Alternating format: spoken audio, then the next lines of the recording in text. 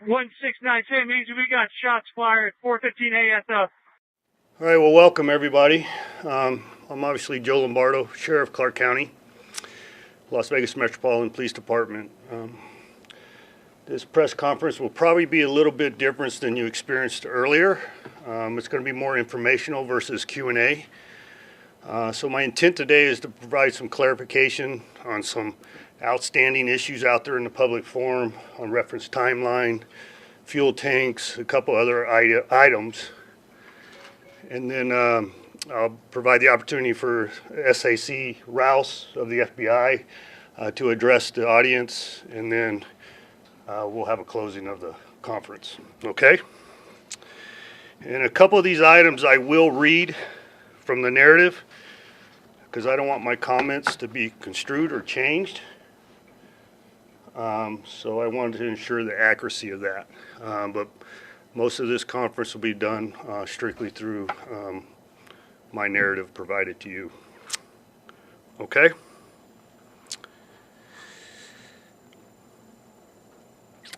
Okay, first and foremost, I want to give you an update on the injuries.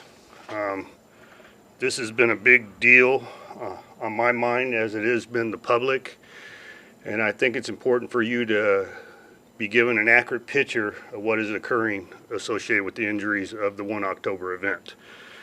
So as of 8 o'clock this morning, I was updated with the most current numbers.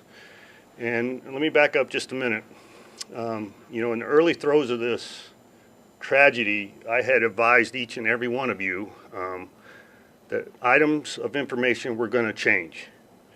The dynamics of this investigation is far-reaching, it's wide, it's huge, and you can't expect exact answers in the early throes. My intent in the early throes were to give you the information to provide that calmness in the community to ensure that we didn't have a second player or a third player out hiding in the community intending to cause us harm. So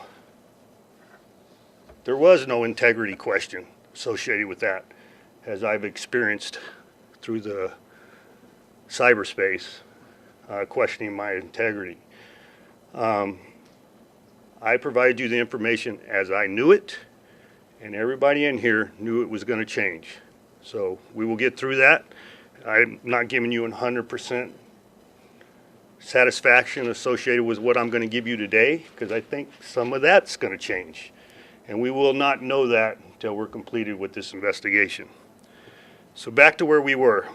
I think it's important for the community of Clark County to realize we use 17 separate medical facilities to accommodate the injuries associated with this event. And that speaks volumes for the medical community here in Las Vegas, in Clark County. And it seems to be lost in the narrative associated with this, that it was strictly a public safety, fire, and police event. No, it was including the medical community. And I think it's important for me to give them their due respect. So 17 separate medical facilities. Today's numbers, 546 reported injuries. 501 of those have been discharged. In other words, they responded to a medical facility, they were treated for their wounds, and subsequently left to seek a healing process wherever they chose to do so. 58 is still the number of individuals that have died. Now, this is the important piece. 45 individuals are still hospitalized. Some of those are in critical condition. So 58 may raise. By the grace of God, it doesn't. And we shall continue to move forward. The medical profession will provide all the medical care necessary, but sometimes it's people meet their demise outside of our control. So I'm hoping that number does not raise, but today's number is 58. The fuel tanks. I'm going to read this narrative so my words do not get changed, but I want to provide you some information in reference to the fuel tanks. It is believed the fuel tanks were fired upon with intent. McCarran's leaders have safety protocols in place which they re-examine following any safety-related incident. The leaders have already contacted experts in fuel storage out of the abundance of caution. I am more than confident that they will immediately implement any changes or security augmentations if they are so advised. I have been advised there is a very low probability that aviation fuel could be ignited by gunfire, and the tanks are outfitted for continual release of vapors. So that is the situation of the fuel tanks. Any future information that needs to be provided, reference that, will be provided by the Public Information Office out of McCarran Airport. The dates of the 25th versus the 28th. This was not breaking news, no matter who believed it to be so in this form. We were aware of the discrepancy of the 28th versus the 25th in the early parts of this investigation. What we weren't aware of is why the date of the 28th was utilized in the early portion of this, as I was provided this information as part of the person registered in the suspect's room. We have come to learn the suspect did occupy the room on the 25th, and the situation on how the room was compensated or paid for had changed, and the name as part of the registration had changed on the 28th to include Mary Lou Danley. So that was the confusion associated with that. No matter what the perception is, whether we were being non-transparent or we were attempting to be subversive, is false. I was acting on the information at the time I was provided it. The autopsy. Yes, there has been an autopsy performed on Mr. Paddock, or the suspect. In the early evaluation, there was no abnormalities observed visually. As a matter of practice in the forensic science, his brain has been shipped to an appropriate evaluation facility in order to take a microscopic evaluation of the brain. So the initial report that there was no abnormalities was a visual inspection of his brain. So it's yet to be known whether there is any abnormalities to be presented at a later date. Now the timeline. Unfortunately, a great deal of my investigators' time has been preoccupied on this timeline. In the public space, the word incompetence has been brought forward, and I am absolutely offended with that characterization. This is a very dynamic event, very big event. Thousands of people involved, humans involved in documentation, and every venue of information involved in this investigation. So, the information was obtained via security logs, Officer Campos himself, body-worn cameras, hotel cameras, lock interrogation, my dispatch, LVMPD dispatch, hotel and private cameras, and interviews. So imagine bringing it all together to ensure that we are drawing an accurate picture. So I'll provide you a little more information on that. I still stand by the time of 21:59, 9:59. It's important that you continue to listen to me. 9:59 is important. It wasn't inaccurate when I provided it to you. The circumstances associated with it is inaccurate. Okay? I am very well aware of the MGM statement provided yesterday. I agree with their statement. I'm not in conflict with their statement. But here's what I will tell you. we were provided the time of 21:59 as a human entry into a security log. Through investigation, we have determined that Mr. Campos had encountered the barricaded door adjacent to the suspect's door at approximately 21:59. In his attempt to gain entry to the 32nd floor, he required him to ascend to another level and eventually make access to the 32nd floor. He went to the doorway that he was dispatched to originally to address the open doorway. He mitigated that situation and subsequently received fire from the suspect. When you culminate that timeline associated from the initial 21:59 to the 22:05 timeline that we are still stand by as the initial volley of fire, Mr. Campos received his wounds in close proximity to 22:05. He attempted to relay that information via his radio, and it was confirmed because he also relayed that information via his cell phone. So the timeline associated to both of those sources have been verified. 22:05, the number that was provided earlier, referenced the majority of fire upon our community. We still stand by that time, and that was done by the combination of different sources that I listed for you earlier. 22:17, 12 minutes. That is when our officers first arrived on the 32nd floor. 12 minutes. You are very well aware the suspect fired at approximately 10 minutes. Upon our arrival on the 32nd floor, the firing had ceased.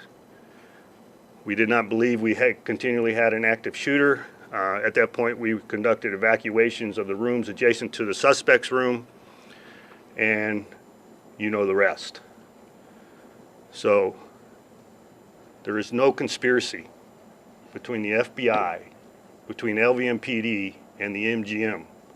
Nobody is attempting to hide anything reference this investigation. The dynamics and the size of this investigation requires us to go through voluminous amounts of information in order to draw an accurate picture. My intent, like I stated earlier, is to give you information as I know it, unverified, to calm the public, not to establish a legal case. Everybody understand that? No question, sir. Now we're going to get into future of the investigation. I don't want to put a percentage of responsibility associated with this investigation because it would not make sense. But I'm here to tell you we are standing hand in hand with the FBI in the continuance of this investigation, in the beginning throes of it and in the continuance of it. Our portion at LVMPD has become contracted. My concern was the initial safety of the community, whether we had any other bad actors out there that we had to address, and I feel confident there are no other individuals intending to cause harm to our community associated with the 1 October event. Now it's become protracted, and that's where the FBI has their expertise. We are establishing the timeline of the suspect's life, his motivation, and everybody else associated with him throughout time. It requires us to rely on the FBI's resources for that success. Nobody's acquiescing in my department to this. I am not acquiescing, and nor is the FBI coming in with a hammer and attempting to take over. This will continue to be a joint operation. With that being said, I want to give the opportunity for Aaron Rouse to provide some statements. Thank you, Sheriff. I am Aaron Rouse. I'm the Special Agent in charge for the FBI in Las Vegas. In support of our partner, from the beginning, we have established a 24-hour, 7-day-a-week command post with agents, analysts, task force officers, and many support personnel. We have deployed over 200 employees from across the FBI to Las Vegas, including many with specialized positions. Globally, we have hundreds of agents covering every facet of this investigation. Nothing will be overlooked. We have made significant progress. To date, we have found no signs of ideology or affiliation to any groups. Hundreds of interviews have been conducted so far. Close to 2,000 leads have been covered so far. Extensive review of digital media on a multitude of devices is ongoing. Over 1,000 pieces of evidence have been collected and are being reviewed by the FBI laboratory. Hours and hours of video footage from hotels continues to be reviewed. FBI victim specialists from across the country are here assisting victims and families of the victims. More than 1,800 victim questionnaires have been completed, and the return of personal property continues. We continue to ask you, if you have factual information in furtherance of this investigation, please call us. If you know something, say something. The number is 1-800-CALL-FBI. The FBI, nor our partner, we don't rush to conclusions. We ask for your patience and will not comment on specifics of this investigation while it is in process. This is in keeping with the long-standing FBI tradition. As I said from the beginning, this is our city. It is your city. Las Vegas is a resilient city, a microcosm of a resilient nation. While we grieve as a community, we will use that energy to learn as much as we can about this horrible crime so that we may prevent another one from happening. I thank you. Thank you, Aaron. So before we close out today, I want to provide you another written narrative. I want to read verbatim in support. In other words, bring a better light to what's occurred and the carnage that is associated with our community. There's some bright spots, and I don't want anybody to take offense when I've completed my comments today. There's 1,000 heroes out there, but I'm going to bring it home to my department, and I think it's important for you to hear it. So, the first narrative: in the immediate aftermath of the shooting, Sergeant Garrett Everett arrived at Reno and Haven and saw the need for medical triage area.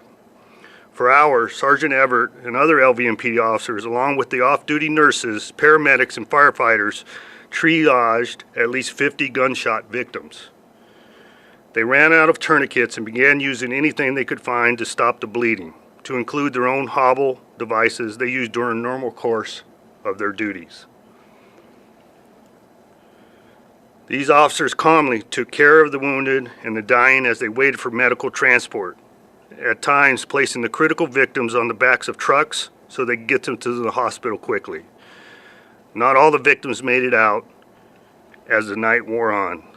Those same officers were assigned to guard the deceased victims, not allowing any of them to be left alone.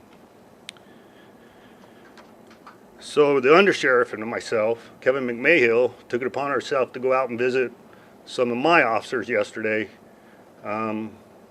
to discuss their mental state, to thank them, and check on their overall condition. These particular officers sustained some substantial wounds, and some of them you have heard in the public forum already, and some you haven't. But there's a couple key individuals I want you to write about. And one of them is Brady Cook. Brady sustained 4 separate gunshot wounds. And when I say separate, that's entries and exits. It's not actually 4 separate bullets. And an important piece on Brady is the suspect was firing upon the crowd. As our officers started to arrive via vehicles, which Brady was occupying one, it is readily apparent to me that he adjusted his fire and directed it toward the police vehicles. So the response of those individuals, I believe, saved lives. No matter what his personal vendetta is against the police or not, maybe he was preventing the wolf from getting to his door sooner than later, but he chose to fire upon the police vehicles. Brady sustained a substantial wound to his shoulder, through his bicep, into his chest, and out his back. And the reason why I bring this one up, he asked me if he could go back to work today.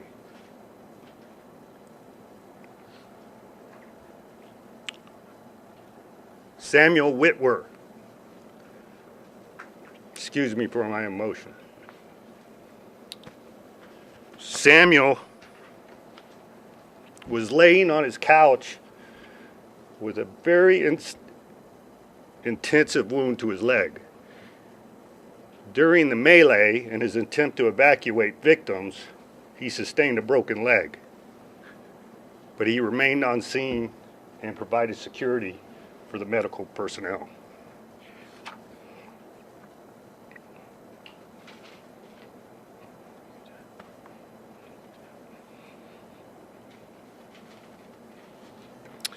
So at this point, I want to thank the community.